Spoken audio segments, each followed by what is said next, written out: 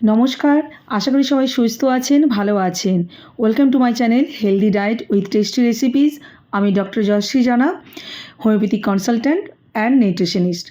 আমি যখন আমলকি নিয়ে ভিডিও করেছিলাম তখন আমি আপনাদের বলেছিলাম যে আমি আমলকি কীভাবে প্রিজার্ভ করি সারা বছর রাখার জন্য, সেই প্রসেস, সেই ভিডিও আপনাদের সাথে শেয়ার করব। আজ সেটাই করছি।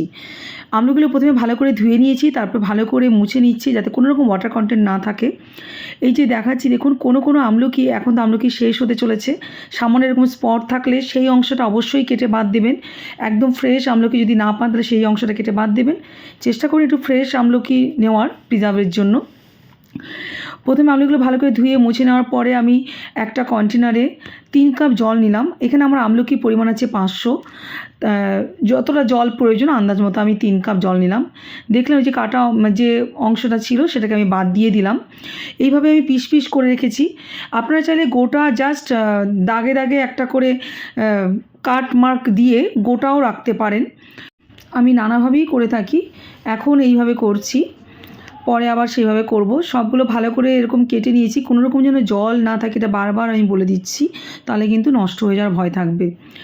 জল ওদিকে ভালো করে ফুটে গেছে, আর এই বিচের সাইডে যে অংশটা সেটাও আমি ফেললাম না, সেটা কি করব সেটা আপনারা দেখবেন। জল ভালো করে, খুব ভালো করে বয়লিং হবে, এবং অবশ্যই ড্রিঙ্কিং ওয়াটার নেবেন। ভালো করে বয়েল হওয়ার পর ফ্লেম অফ করে গরম অবস্থায়, কিন্তু কোনো রকম ঠান্ডা করে নয়, গরম অবস্থাতেই এখানে 500 আমলকির জন্য আন্দাজ মতো আমি 3 চামচ নুন নিয়েছি। তবে হাই ব্লাড প্রেশার পেশেন্টের জন্য করতে হয় তাহলে সেক্ষেত্রে নুনের পরিমাণটা আরেকটু কম রাখবেন, এবং সেক্ষেত্রে যে জলটা থাকবে সেই জলটা তার ক্ষেত্রে কম ব্যবহার করবেন। আর একটু হলুদ নিলাম। হলুদের মধ্যেও অ্যান্টি ইনফ্ল্যামেটরি, অ্যান্টিব্যাকটেরিয়াল প্রপার্টিজ থাকে, বিভিন্ন ইনফেকশন এইসব পারপাসে তো হলুদও খুব উপকারী। আর নুন এখানে প্রিজারভেটিভ হিসেবেও কাজ করবে, নুনটাই মেন প্রিজার্ভ করবে। এবং এইভাবে ভালো করে নুন হলুদ ভালো করে যেন মিক্সিং হয়ে যায়, ঢাকা দিয়ে আপনি 8 থেকে 10 ঘন্টা রেখে দেবেন। ওই গরম অবস্থায় ঢাকা দেবেন এবং 8 থেকে 10 ঘন্টা রাখবেন। তারপরে আপনি কাঁচের এয়ারটাইট কন্টেনারে সেটাকে সরিয়ে নেবেন। বীজগুলো এখানে আলাদা করে রেখে নেবেন, এবং সেই বীজগুলো দেখুন আমি আলাদা করে নিয়েছি। তা ওই বীজগুলোর সাথে যে আমলকির অংশটা আছে সেটা আলাদা করে আপনারা খেয়ে নেবেন। কোনো কিছুই আপনি তো আপনারা জানেন যে আমি ফেলি না। উপকারী জিনিস যেগুলো সেগুলো অবশ্যই সবসময় ইউটিলাইজ করি। যে জলটা বেশি হয়েছে, জলটা এমনভাবে জারে রাখবে যেন ঠিক লেভেলে থাকে। যে জলটা বেশি হয়েছে সেই জলটা আমি আলাদা করে গ্লাসে নিলাম। এটা কিন্তু একটা আমলা জুস, এটাও ফেলা চলে না, এটাকেও খেয়ে নিতে পারবেন। আর এটা আমি 4 দিন পরে দেখাচ্ছি। 4 দিন অন্তত রাখবেন, কোনো রকম মুভমেন্ট করবেন না, একটা স্থির জায়গাতে রেখে দেবেন এরকম এয়ারটাইট অবস্থাতে। এই যে আমি দেখাচ্ছি, ভেঙে দেখালাম, মানে কি এটা কিন্তু একদম নরম সেদ্ধ গলে যাওয়ার মতো নয়, একটা নর্মালি যে একটা ফ্রেশনেস ব্যাপারটা রাখার জন্যই এইভাবে রাখা। এবং যে এই যে ওয়াটার সলিউশনটা, সল্ট সলিউশনটা, এটা ব্রাইম সলিউশন তৈরি হলো, যেটা খুবই নিউট্রিশিয়াস। যখন খাবেন অ্যাট এ টাইমে আপনি 4 টুকরো উইথ জুস এইভাবে আপনি খেতে পারেন, যেটা আপনার হজমের জন্য খুব উপকারী। আদার যা বেনিফিটস অলরেডি ভিডিও আছে সেটা দেখবেন, এইভাবে উপকার পাবেন। নেক্সট আমি বানাতে চলেছি আমলকির একটা আচারের মতো। এই যেহেতু 1 কেজি আমলকি একসাথে নিয়েছিলাম, প্রথমে 500 আমলকি করার পর একটু সময়ের অভাবে বাকি 500 আমলকি করতে আমার একটু দেরি হয়েছে, তাই আমি আপনাদের দেখালাম যে মানে একটু তার উপরে স্কিনটা এরকম নষ্ট মতো হয়ে গেছিলো, তাই সেটাকে আমি পিল অফ করে দিচ্ছি। যদি আপনি অ্যাট এ টাইম করতে পারেন তাহলে তো খুবই ভালো, তাহলে আপনাকে আর এইভাবে স্কিনটাকে পিল অফ করতে হবে না, স্কিনটাকে ছাড়াতে হবে না।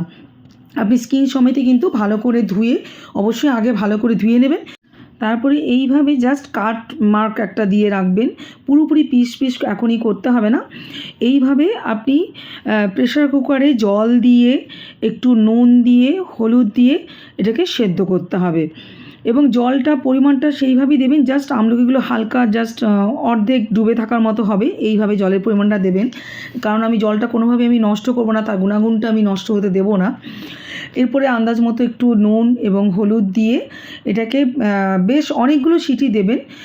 আমলকি একটু বেশ শক্ত হয়, তো 3-4টে সিটি দিতেই হবে।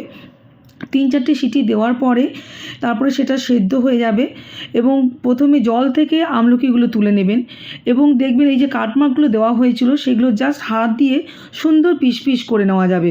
এটাকে আপনাকে আলাদা করে আর কাটার প্রয়োজন হবে না, আপনি হাত দিয়ে ওটাকে পিস পিসগুলো করে নিতে পারবেন।